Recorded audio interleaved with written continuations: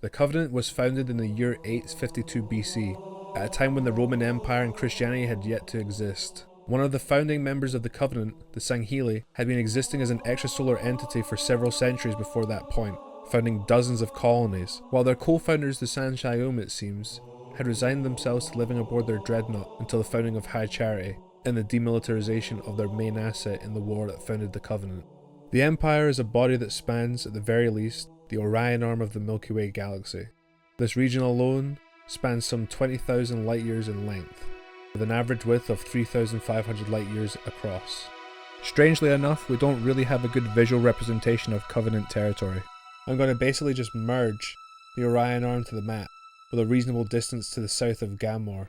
In this specific scenario, we are assuming both factions occupy the same real space, and exist in the same galaxy. Therefore, the nearest Covenant world shall exist about 8,160 light-years to the galactic south of Malak's empire. For reasons that will become apparent later, I am assuming that the Covenant are mainly focused somewhere around the middle length of the Orion arm, which will be 10,000 light-years from either end. In terms of actual numbers of planets within that territory, however, there's a scale given to us by a few conflicting sources. The 2017 visual guide Halo Warfleet describes the Covenant sphere as controlling, quote, thousands of star systems at the height of their power. And in the description of High Charity's spires of gifting, it mentions hundreds of docking platforms, and spires received merchants, tithe fleets, and emissaries from 1,000 Covenant worlds. On the other hand, the old Halo Waypoint article in the Sanshayum describes a powerful unified empire stretching across hundreds of worlds and billions of individuals. This is corroborated by the 2022 Halo Encyclopedia, which reiterates some of what Warfleet went into, but instead mentions that the Spires of Gifting receives from only hundreds of worlds instead. Halo Mythos' take is that the Covenant are about 1,000 worlds. I don't have a particularly hard preference for any of these statements. You would think the higher number is more sensible, considering humanity itself merely exists within a 100-odd light-year bubble from Earth. So there were a lot of questions originally during the production about like what the scale of the map would be, or would it have multiple maps? Yeah. Like one example was, okay, we're definitely gonna have a galaxy map in the book, but do we also want to have a map of UNSC space that's kind of a little bit more centralized on Sol, and like maybe shows like 100 light year radius around Earth to show a lot of the inner colonies and some of the outer colonies? And is stated to have hundreds of worlds on its own, with statements going up to 800, possibly just shy of 1,000 collective outposts, according to the OG Halo Archive, Halo Fleet Battles, and the 2022 Halo Encyclopedia. With over 3,000 years of history, an already extrasolar entity with the technology of the Covenant could, just under the willpower and effort of the elites alone, comfortably colonize a new planet every year for all of their history until the war against humanity. They would still wind up with thousands of worlds. For comparison, humanity was able to supposedly colonize over 800 worlds in less than 200 years. That's more than 5 worlds every year. If the Covenant maintained that consistent level of colonization every year across the span of their civilization up until the day they were destroyed, they could easily have well over 10,000 worlds. That being said, unlike the Covenant, humanity did not go through at least 39 ages of conflict and 16 quote Unggoy disobediences. And who knows what other levels of external conflict arose in this time period. We know, for example, that Ripa Morami burned a multitude of worlds before he was ever made Arbiter, and at the very least there are other entities in existence that aren't the Covenant, as early as its founding as told by Broken Circle, to say nothing of the countless inner conflicts that would undoubtedly rise under the fair and equitable governorship of the Prophets.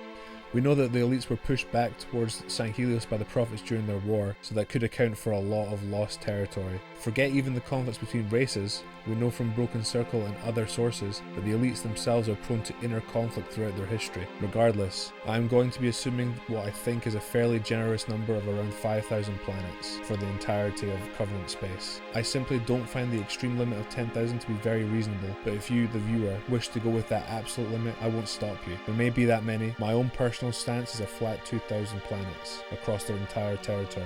On the notion of the Covenant fringe, the handful of peripheral races that are part of the Covenant, but essentially minor players in the great scheme of things, the 2022 Encyclopedia makes mention that, quote, they were treated more like tools and instruments than fellow constituents. Most of the fringe served only on their home world or in remote locations, far outside the purview of high charity and even the lowest castes. With most of the Covenant Fringe serving on their homeworld or kicked to the remote edges of the Empire, I would struggle to believe that the Fringe would have much of any colonial ventures to speak of. With only 3 races in the Covenant Fringe actually known, I would be comfortable in saying they have as many worlds as the races themselves. I just don't see any indication, except in the case of the Sharkwai, who we know from Halo Envoy to occupy at least 2 worlds, and likely at least 1 more, so I'll assume the Fringe in totality is around 10 just to be safe. As for that number of 5,000 Covenant worlds that we are rolling with, I would assume the overwhelming majority are Sangheli in origin. I have a few notions for this reasoning. The first is this: the elites are, in the hierarchy, the most prestigious and longest serving members. The prophets seem, for the most part, disinterested in colonizing worlds for themselves. Every notion that we have as to their population paints them as only having around single or double digit millions of people. According to Halo Encyclopedia 2009, Halo 3 Bestiarium, I think the visual guide as well, or the handbook or whatever. The Shadow of Intent novella makes mention of secret hidden Sanshayum systems, but we have no idea as to their purpose or function. We do know, however, from the Bestiarium and Contact Harvest, that their numbers are, at most, around 20 million, so they will likely not be a factor in allocating worlds beyond High Charity, which is described as a homeworld in some sources. Aside from the elites, who else would be a significant colonial influence? Let's look at the races and the years in which they joined the Covenant to try and work this out. The Covenant was founded in 852 BC. The Hurugok had been around for several centuries before that point. The Lekgolo joined the Covenant in the year 784 BC. The Kig-Yar joined the Covenant in the year 1342. The Yanme'e joined in the year 1112. The Unggoy joined in the year 2142. And the Jiralhanae joined in the year 2492. I will start with the first race to be discovered after the Writ of Union, the Lekgolo. The Lekgolo, in most sources, are described as taking the form of hunters in the majority of encounters. The 2022 Encyclopedia has this to say regarding their population spread, quote, Untold numbers of Lekgolo colonies were discovered in the rings of Te, but only a handful were deemed useful by the Covenant and allowed outside their system of origin. It should be noted in this context that a single hunter or hunter pair qualifies as a colony in its own right, and their function in the Covenant beyond their home system is that of heavy shock troops, literal mining equipment, artifact hunters, exploration vessels, and weapons platforms. They have another role we have yet to learn of as well. These different forms were deliberately cultivated and molded to suit the whims of the prophets, according to the 2022 Encyclopedia. It should be noted that while the Lekgolo per the Bestiarium are plentiful, representing 1.98 trillion beings in just their home system alone, which is almost certainly the greatest share of their population by some figure along the lines of 99.99%. But the majority of the system and its inhabitants are not only ignored by the Covenant, but entirely forgotten about. For untold generations, their kind had developed in these hostile environments, splintering into diverse colonies as the orbital continued to fragment over time, due to the extraordinary challenges in taming and extracting sanctioned Lekgolo colonies. The Covenant have no records of returning to T. The location of the sphere system was not a secret, but lack of interest ensured it was missing from many navigational databases and charts. With the loss of High Charity, there are only a few intact records of routes to the system, and most of these are located in remote archives. The Lekgolo themselves appear to be by and large apathetic or ignorant towards the Covenant's main goals, per the Bestiarium, quote, The term hunter is completely inappropriate as a description of the species whole. In fact, hunters are the rarest assemblage of the Lekgolo gestalt, supplied exclusively as part of the Covenant client arrangement. Each world in the Covenant must provide fighting troops. Lekgolo manifest those in the hunter form, and in small numbers. This seems to be accepted by the Covenant body politic as a necessary interaction with its most alien client. The Lekgolo philosophical, religious, and political affiliation with the Covenant is built solely on its need for viable space travel. Lekgolo society has little need for religion. The High G world made progress in space technology painfully slow for such an otherwise advanced culture. My stance for this video will be that until I see additional evidence, the Lekgolo are largely restricted to the many asteroid colonies of their home system, and not present in any real colonial sense, except as fulfilling their roles in the Covenant. So while the threat of near 2 trillion Lekgolo by Halo 3 may seem frightening, most are not even considered viable or useful to the Covenant at large. Very few will ever leave their home system, and less still will actually fulfill the role of the most common of their kind, the Lekgolo, the hunter. My own conjecture is that perhaps these relevant colonies could exist in some form of hatchery in a specialized facility in the Covenant, perhaps on a fortress world or hidden in an installation like High Charity, but I've yet to see any such evidence of anything of the sort. The fact the Covenant themselves seem to barely understand them, I think, speaks volumes of their commonality in the society as a whole. Despite their existence as a Forerunner Type 2 civilization for almost 3,000 years, the most I would argue is that the bulk of their kind dwell amongst the 25 moons of T, with an indeterminate amount existing beyond the system. Next, we will talk about the Yanme'e, the drones, from the 2022 encyclopedia. The Yanme'e are an intelligent and enigmatic insect-like species found in dense hives on Palamok. They are commonly known for their pernicious ability to swarm and referred to by others as drones. The Yanme'e, or drones, were first inducted into the Covenant in the year 1112 AD. Their segment in the encyclopedia makes mention of 2 of the 4 moons of their home planet being colonized, alongside a note that a frequent tactic in Covenant wars in the past was allowing Yanme'e to establish hives on enemy planets in the form of, quote, autonomous footholds. Assuming those hives weren't removed at the end of hostilities, or at the very least allowed to persist with any other cohabitating species, we could see the Yanme'e have a colonial presence on dozens or even hundreds of worlds. This number is pure speculation on my part, but the problem is that with the numbers we are rolling with, the Covenant races seem to be, on the whole, pretty disinterested with widespread colonization and even interaction with their fellow member races. These Covenant worlds need to belong to someone. So the idea that I'm going to posit for this video that most worlds may be a melting pot is more than likely a necessity for these sources to make sense. You will see as we proceed that it seems as though only the Brutes and the Yanme'e possess significant extrasolar colonial holdings from their home system. Were we to not take this stance that most worlds are melting pots, then the elites would not only possess the largest proportion of Covenant space, but it would be orders of magnitudes greater than the rest of the races combined. We know of a few examples of a mixed species planet, Malurok, which is a fortress world with Sangheli and Yanme'e populations. This world is simultaneously stated to be a major world and one the Covenant seem to allow exist as a semi-autonomous entity, so it's far from the normal. I will go into far more detail as the races come up, but for the drones, their encyclopedia article makes note of their general involvement in the Covenant being somewhat isolationist, in the like of the Lekgolo. Culture. The division of Yanme'e culture into rigid castes under the watchful eyes of their matriarchal heads has allowed the species to have long periods of stability, free of war and competition. This eusocial context fostered strict and dogmatic allegiance to one's own hive, with little need to interact with hive outsiders.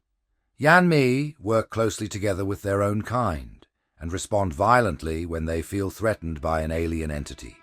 Biological constraints and their own societal conditioning mean that individual Yanme'e drones are largely uncreative and unemotive, which made them challenging to interact with outside of set order-response directives. Despite their full incorporation into the Covenant, Yanme'e remained aloof to most social dealings within the Empire, and often refused to even communicate with other species. With that in mind, and the fact that the actions of their race are unknown, I would struggle to imagine that they have more than a few dozen or several hundred odd worlds. That is using what I consider to be inflated numbers. In order to ensure that I'm not lowballing the Covenant, in over 1,000 years of Covenant membership, the Yanme'e culture and adherence to their own matriarchs remains unchanged. I would now like to move on to the Kig-Yar, the jackals. Kig-Yar, driven by the acquisition of wealth, the Kig-Yar species, whether the lanky jackal or the brawny skirmisher, were all sly thieves and contractors with little allegiance to anyone but themselves. The jackals joined the Covenant in the year 1342 AD, 200 years after the Yanme'e. At this stage, they already existed among the asteroids surrounding their planetary homeworld. Despite this, the Kig-Yar may very well be one of the least widespread of all races. Their place within the Covenant is as follows. While fully integrated within the Covenant hegemony as a client species, the Kig-Yar still retained a strong sense of independence, being far more interested in the lure of an artifact-rich trove and a full earnings purse than in any allegiance to the Covenant's religious dogma. Though borderline heretical, such worldly inclinations made the Kig-Yar predictable charges for their Sangheili commanders and easily manipulate pawns for the Sanshayum, allowing the Covenant to overlook such behavior. To get an indication of where their planetary presence lies. Population 978 million. The homeworld of the Kig-Yar is the primary satellite of the planet Chuhot, which lies in the inner region of the system's massive asteroid belt. It is characterized by its single equatorial ocean, sparse volcanism, and almost total lack of glaciation. Only about 1/3 of all Kig-Yar, who still reside in the Yedeo system, call Ain their home. Many have chosen to live among the minor planets within the asteroid belt since their initial contact with the Covenant. I intend to focus on population in the next section. It is being noted here to make what I think are reasonable guesses towards the planetary share the Kig-Yar possess within the Covenant. In short, I believe that aside from the Lekgolo, depending on how you consider the fact that technically every hunter is a walking colony in of themselves, the Kig-Yar are the least widespread of all the Covenant races. Reading from Halo, the 11th Hour, quote, Kig-Yar, Ain's native population, continues to grow and expand within reasonable governing parameters. Its economic and social lines have stabilized in the wake of the war. Mulocht, Kalerot, and Valyanop, the primary interplanetary colonial sites, all remain static, with little notable movement. There are rumors of mercenaries operating alongside a handful of more conservative Sangheili states, although that has yet to be substantiated. In the post-war, the Kig-Yar have 3 primary colonization planets within their home system. We know of the existence of 2 additional settlements within their home alongside Ain. Primary colonies does not conclusively determine there's no secondary or tertiary colonies. There almost certainly is, at least within their home system. But I would find it hard to believe there's a significant amount beyond, considering the population of their home system is perhaps just under 3 billion.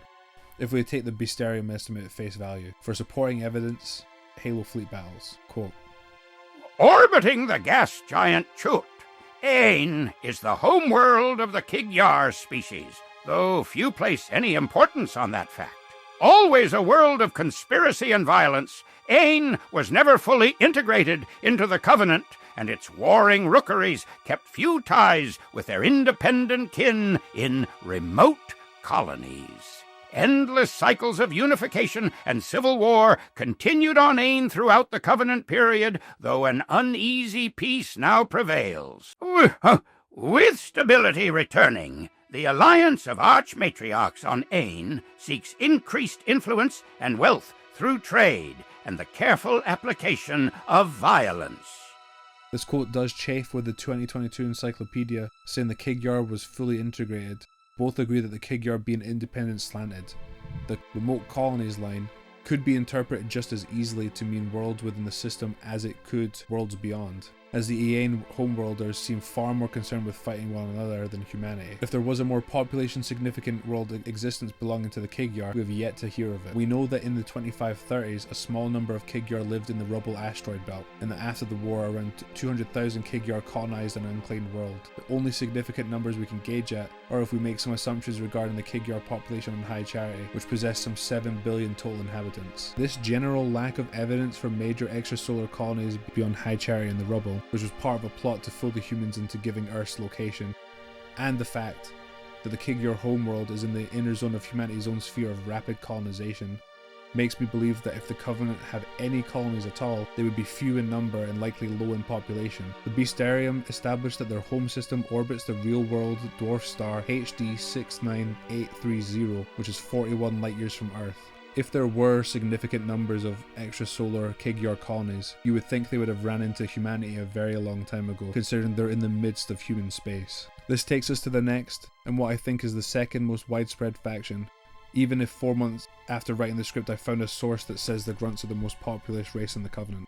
Commonly known as grunts, the title is an accurate assessment of the Unggoy species' largely servile role in the Covenant, where they are generally utilized as maintenance workers and exploitable infantry. The grunts have had almost 400 years to set down roots on alternate worlds under the Prophet's eye, cross-Covenant space. In my mind, they are likely the second most widespread of all Covenant. We know from a few sources that Balaho is relatively low in population due to the partial glassing of their homeworld. The Cole Protocol novel actually suggests that the grunts either don't possess colonies of their own, or that the other planets they exist on are likely heavily overseen by elite or prophet overlords. As Thel Vadami noted, the offer of a planet of their own would be enticing to the grunts who joined up with the Kig-Yar leader of the rebel contingent in the Cole Protocol novel. Thel now turned back to Deacon Pippet. So you understand, Unggoy. We are here to stay. I ask you again, what is on Metaset? Dreams. Pippet sighed. Do not play word games, Thel growled. Be plain! When commanders need fighters, Unggoy are ordered to breed and expand. Then we die in great numbers. Unggoy, you all say, do this, do that. Some dream of free, Pippet explained. And though we hate Kig-Yar, this one named Reth, High Commander, says to those Unggoy that they can come to Metaset. Come, build a home, help change this moon so it becomes a place you can live where the methane is free in all the air. Breed free. Jar started to laugh. And you believed this, Reth? Pippet looked up, beady red eyes squinting in anger. Kig-Yar always betray, yes, but the opportunity... The alien shrugged. Thel looked down at the fatalistic little alien. So Metaset has methane in the air that you can breathe. A place for Unggoy, Pippet said. A safe place where we can live without interference, without controls on our population that are imposed from on high, where we can walk around without these chafing harnesses and breathing tanks. An Unggoy paradise, Thel muttered, where you can breed until you overrun the entire place. The Unggoy were well known to reproduce like mad. During peacetime, the prophets monitored their population closely. The Unggoy had never cared for that. And even though they hated the Kig-Yar, it made sense that the Unggoy had jumped at the chance in this strange sequence of events to gain a world of their own. What I find to be interesting food for thought is the fact that the Halo 2 Terminal's account of the Grunt Rebellion seems to suggest that the Grunts only existed on the planet Balaho itself and High Charity, as the glassing of Balaho almost resulted in the extinction of the entire race, except specifically for the individuals dwelling on High Charity.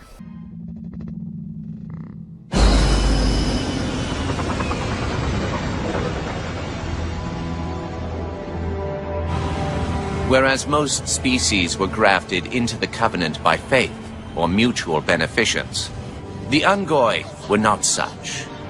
Their kind was brought into the fold by force, and it was by force that they were held captive. Their world had no prayer against our might and majesty, and their peoples were quickly laid low, many of them brought into subjugation.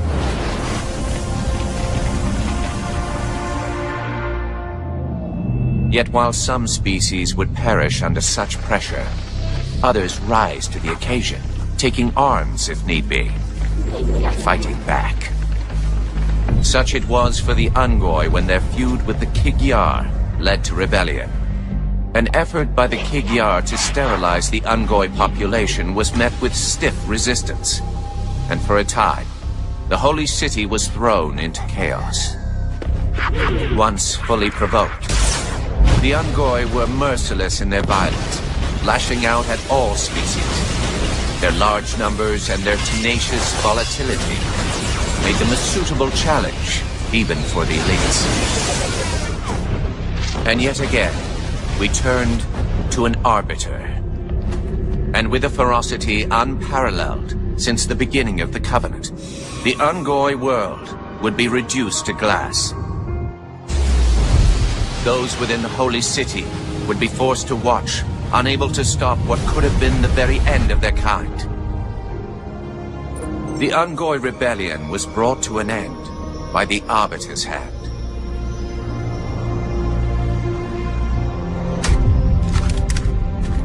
Their world was not completely lost, and those who survived within high charity found some measure of mercy. They had proven their worth in combat, and would now serve alongside the Sangheili in battle. What this says to me quite clearly is that at the time of the Grunt Rebellion, the Unggoy only existed on Balaho and High Charity in large enough numbers to perpetuate the species. With this quote from the 2009 encyclopedia in mind, it looks to me as though significant Unggoy populations beyond Balaho and High Charity did not come into existence until after the rebellion was over, which means that the Unggoy have only really been in an extrasolar capacity beyond High Charity for around 63 years before the start of the Human Covenant War, and this is obviously in a very limited context, as even during the midst of the war, the Unggoy seemingly still lacked access to a planet with a methane-based atmosphere like the one they would find on Balaho. A place for Unggoy, Pippet said. A safe place where we can live without interference, without controls on our population that are imposed from on high. Where we can walk around without these chafing harnesses and breathing tanks. An Unggoy paradise, Fel muttered, where you can breed until you overrun the entire place. The Unggoy were well known to reproduce like mad. During peacetime, the prophets monitored their population closely. The Unggoy had never cared for that. And even though they hated the Kig-Yar, it made sense that the Unggoy had jumped at the chance in this strange sequence of events to gain a world of their own. This, combined with the fact that strict population controls are placed on grunts, leads me to believe that the majority of these grunt settlements will be on already established worlds as lower class citizens, as opposed to independent administration where their population will be tightly monitored. There's not a tremendous amount more for me to say on this topic. I will simply say that either there could be a lot or not many, and move on to the last significant element, brutes. The Jiralhanae. The Jiralhanae. In 2463 CE, the 23rd Age of Doubt began, and the Covenant returned to its quest for Forerunner relics and outward expansion. 2492 CE saw the beginning of a new age when the Covenant stumbled upon the Jiralhanae, or brutes. The brutes were a savage race that had once achieved a space age, but their pack mentality and ritualistic, violent warrior culture had led to a war of attrition in which protracted and vicious societal wars pulled their species back to a pre-industrial state. When the Covenant chanced upon their homeworld Doisak, the Jiralhanae were just rediscovering technologies like the manipulation of radio wavelengths. They were ill-prepared for the Covenant arrival and were quickly forced into submission by the Covenant's superior forces. Once incorporated, the brutes were given technologies to aid their continued development, but the Sangheili recognized the brute race as one that could rival their own in battle, and so imposed severe restrictions on their place in the Covenant fleet. Very few brutes were allowed to command ships, and when they did, they were denied the technology that would make them capable of acting independent of the larger fleets. The brutes have existed within the Covenant sphere for only 33 years by the start of the war, 60 at most come the end. We know that they had colonized 2 of their 3 moons, and that the prophets were using them to colonize several worlds in the Covenant space as asset denial tools against other races. But I want you to ask yourself, do you think in 30 years, or even 60, that there is enough time for the brutes to have a significant colonial foothold against the other races? At least the ones we know have them. If you believe in either the hundreds or the thousands of worlds figure, does it make sense that the brutes could have anything from single or double-digit percentages of the Covenant's total planet count? These worlds are also stated to be poorly developed technologically, so much so they cannot even develop the resources on hand adequately. I personally would struggle to believe the brutes possess more than 100 colony worlds, and even then, they would likely be lightly populated. If Doisak itself retains some 12 billion individuals, with decades of population growth compared to the start of the war, where could a huge population come from?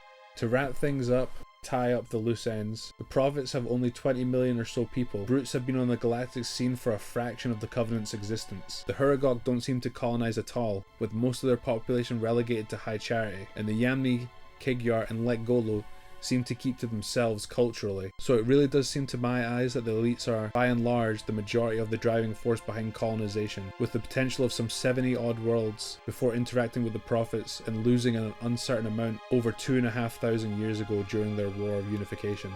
But this notion of the elites being the sole or primary beneficiaries of colonialism becomes somewhat ludicrous when you consider that at some stage, Prophet of Truth would be waging war against the single most widespread of the Covenant races. Perhaps this was in part his motivation for doing so. After all, these worlds rely on the Huragoks and Prophets for their technological continuity. The encyclopedia notes that most Covenant soldiers actually went to their homeworld specifically after the war, and then singles out the Sangheili for having trouble amongst its own colonies. The brutes are also mentioned as suffering in this regard, but I would struggle to imagine that in the 60 years of existence in the Covenant, almost half of which was engaged in warfare against humanity, that the brutes would possess even a tenth of the Covenant's total colony estimate, even if the Prophets were engaging in some behind-the-scenes demographic replacement. I would argue that by and large the elites represent anything between 50 to 80% of total Covenant space, and I would lump in melting pot worlds such as Malvarok in this figure as well. The higher the number of planets we assume the Covenant possesses, the more compounded this issue becomes as to addressing Truth's plan of exterminating the elites, who could very well and likely do possess more worlds than the rest of the Covenant combined, as all the evidence I can see tells me they are the ones who would be the most significantly interested and able to expand at will unless the Prophets reined them in. So 50 to 20% of the worlds in the Covenant, I speculate, would be divided between the other client races and the Fringe. With my frankly over-generous assumptions, that would be roughly 2,500 worlds. Right off the bat, I will grant the brutes 100 colony worlds only 33 years after entering the Covenant, which I feel is grossly inflated. In my Twitter correspondence with author Troy Denning, when referring to a quote from the Arbiter about the prevalence of Sangheili worlds and their comparison in number to humanity, Troy Denning says that he thinks the Arbiter was referring to Sangheili worlds as a whole, so the more accurate number for worlds may be 800. So that's 2,400 remaining. Between the Kig-Yar, Jackals and Grunts, Prophets and Huragok are simply non-entities in this regard. We could assume the Covenant Fringe is a much more significant player, and this number would decrease further. I see no reason to assume that more than 10 worlds are in the Fringe, but we could call it 100 just to be safe.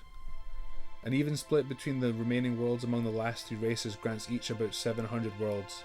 In my mind, this does not sit right with me at all. Given my previous reasoning for each race, but for the sake of this video itself, I'm perfectly willing to roll with these numbers. If the Orion Arm is 20,000 light years long, 3,500 wide, gives us about 70 million square light years. With 5,000 worlds, we are looking at an average Covenant planet frequency of 1 every 14,000 square light years. So there's quite a span of worlds if we assume an even spread across the whole Orion Arm. Likely you're going to find worlds in far greater proximity to each other than this. So after 30 solid minutes of yapping, I've only just covered the scale of the Covenant space and more or less contested the very figures I'm going to be using at the end. My own personal belief, as I've said many times before, is that the Covenant are probably no more than 2,000 or so worlds, 800 to 1,000 of those being elites alone. Now, we move on to addressing Malak's Sith Empire.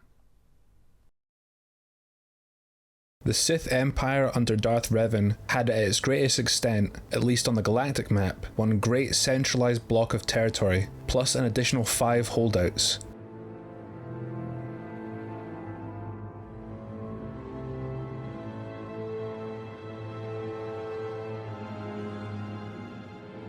4 of these measure well in excess of 2,000 light years in a straight line. As far as the atlas suggests, the Rakata Prime installation may be a solitary region, or it could be that we simply don't know the full expanse. But when it comes to the biggest chunk of the Sith Empire, you're looking at a length of over 44,000 light years, going from Dalang to Ruria. At its width, it can go anything from 5,000 light years across to over 27,000 light years. This is certainly a massive chunk of space, even without its satellites. But how many planets fill this space? The KOTOR game in 2003 describes the Republic, who are actively losing ground, and the war at large to Malak's Sith Empire, as encompassing thousands of systems. Since that time, we have had the lore and eras preceding it significantly fleshed out in the decade following, before Disney's discontinuation of the canon, except in things like the Old Republic MMO. While it is far younger than the Covenant, and in existence for a fraction of the time, the Sith of 3965 BBY are partial inheritors of a galaxy-spanning civilization that has existed in some form or other for over 21,000 years by the events of KOTOR 1. In truth, however, life has persisted in this galaxy in a state of greater sophistication and development than our own for longer than that, with Coruscant being a planet-wide ecumenopolis as far back as 90,000 BBY. We actually know for a fact that as early as 2,000 years before galactic civilization as we know it in Star Wars even began, sleeper ships set out across the galaxy, colonizing worlds like Kua as early as 27,500 BBY. These would be carbonite-induced cryo vessels, propelled by dimensional drives across vast distances at faster than light speeds, which still took decades or centuries. Even these vessels are predated by real space relegated generation ships that travelled with non-hibernating crews over the course of decades or longer. The furthest flung of these ships were able to coalesce after a series of inter-colony wars and centuries of time, into a series of successive pirate domains, collectively known as the Tion Cluster. At its greatest extent, in the 25,000s, it was stated to encompass hundreds of thousands of worlds. This is before the dawn of the modern hyperdrive, 21,000 years before what the KOTOR era would consider the modern day. For reference, the Tion Cluster is entirely encompassed by Sith space, and it extends far beyond, swallowing things such as the Mon Calamari colonial holdings and the Herglic Empire. It should be said that a significant portion of Tion space was permanently rendered uninhabitable, but we will get to that later. The majority of the sector was left intact. This is merely laying the groundwork, but we are not through yet. Reading directly from the Essential Atlas. Subsectors and sectors. Originally, the star systems of the Republic were organized into sectors, generally limited to 50 systems with substantial populations. As the Republic expanded, the huge number of sectors led to gridlock. Some sectors swelled to include thousands of inhabited worlds, but galactic civilization continued to grow wildly until there were millions of sectors. And again, reading onwards from the Atlas. Originally, any planet with a large enough population had a place in the Senate, but even before the Republic expanded beyond the core, it was obvious this model of government wouldn't work. The Senate's sheer size made debate interminable and consensus painfully slow to arrive. So, the Planetary Senate gave way to a new idea. The young Republic would be divided into sectors containing no more than 50 inhabited systems, a low ceiling set because the Senate feared that giant sectors would form the seeds of breakaway empires. Under this new arrangement, planetary senators would be represented by a single sectorial senator. The sectorial Senate's backers won the day, but only by backing amendments allowing many of the Republic's founding worlds to keep their votes and giving extra votes to the most powerful core and colonies sectors. Sectors grew to include thousands of star systems, but even with the rule of 50 widely ignored, within a few millennia the Republic included millions of sectors and was once again ungovernable. Following the first of the Alsacan conflicts after 17,000 BBY, the Republic adopted the idea of a seated Senate, whose members had full rights of address, and an unseated Senate, whose members had to petition for such rights. That made debate manageable again, but bred corruption. Unseated senators found they had to trade the vast majority of their votes for the chance to be heard about those matters of importance to them.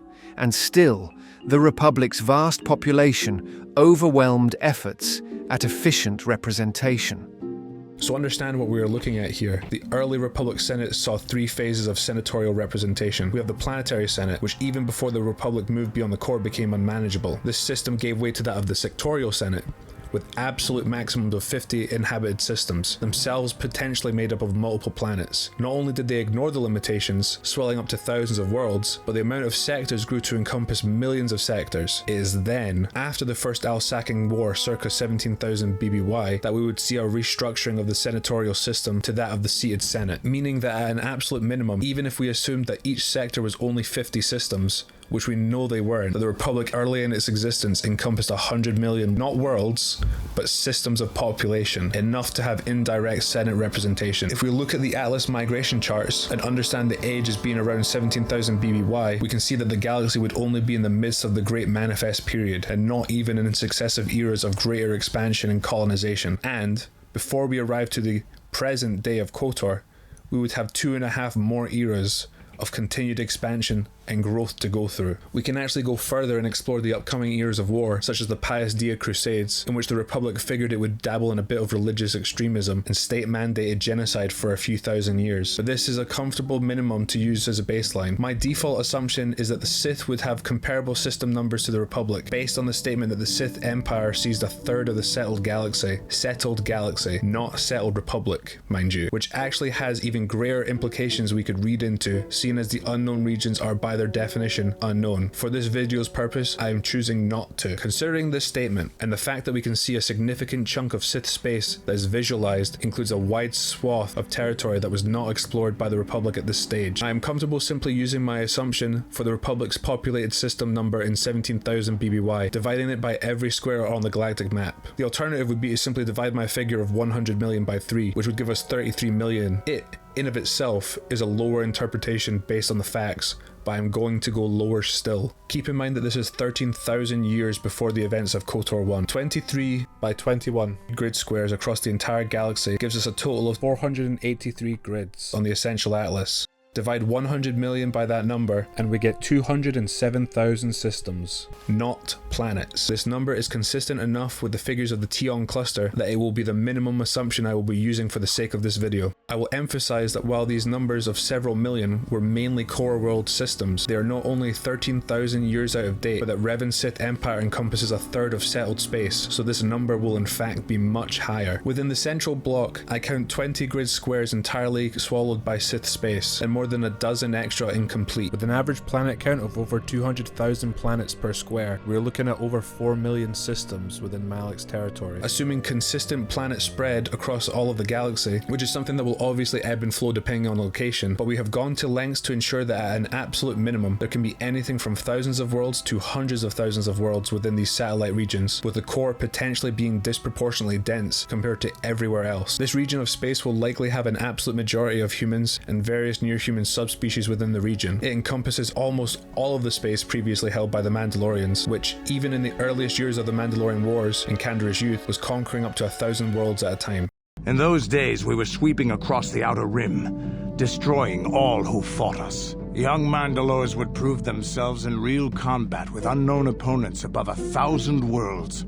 Each brought back stories of his achievements. We have a few indications of planetary populations, but no specific numbers for them. Humans will be the overwhelming majority of the forces the Covenant will be facing in combat. These other races are nonetheless relevant, even if the majority of the worlds encountered will be owned by humans. With millennia of galactic colonization and migration, the worlds of the Sith Empire will have migrant populations from all over the galaxy, and of every kind of race within the Star Wars setting. Populations that will have been, in some cases, settled and developed for longer times than our own planet has had iron working. But within its own holdings, here are just a few races whose homeworlds exist within its boundaries, and as such will be capable of supplying troops or alien resources.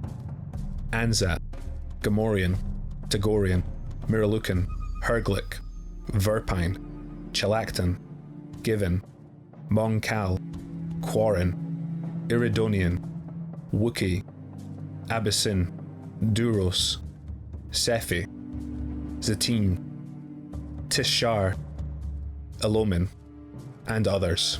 We will investigate a few of these races at a later time, but I'd like to end this segment by concluding the scale. Sith space exists as a partial inheritor of a civilization of more or less perpetual population growth and industrial development for over 21,000 years. Our most advanced technology on Earth was considered primitive and outdated before galactic civilization even began. There's entire planet-spanning industries that were founded and existed in comparative time 10,000 years before the founding of the Covenant and 10,000 years after it would eventually fall. Its territory size is several times as voluminous as the most generous assumption of Covenant space, with an extensive minimalism making its centralized block alone some 750 times more populated on the planet front, and in terms of lived-in species, enjoys the potential presence of millions of sentients from different alien races. It is no exaggeration to say that Sith space has more races living in it than some Covenant races have people. Their principal foes are both the Republic and the Jedi, with the Republic itself being a titanic juggernaut of population and industry that encompassed 100 million systems over 13,000 years from the current day in KOTOR, with millions of indigenous species and a supermajority of humanity spread galaxy-wide, while individual planets and systems boast industrial bases that can encircle the very worlds they originate from. By comparison, while the Covenant Empire would be a visible entity on the galactic board and may be comparable in size to the severely diminished and ancient Hutt space, its planet count is a rounding error compared to the Sith Empire. Even if we grant it some generous assumptions, an absolute maximum of 10,000 worlds, it wouldn't even amount to a tenth of the held worlds in Sith space. The sheer length of time from which life in Star Wars has had to spread across the stars means that entire planet-encompassing industries